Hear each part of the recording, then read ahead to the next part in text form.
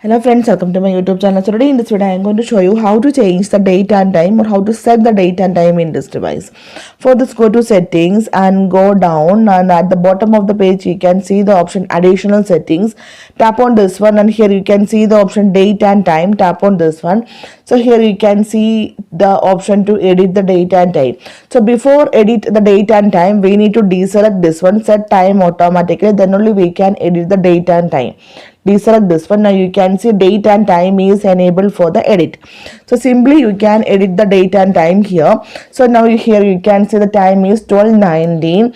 So simply here I am going to set the time 12 hours.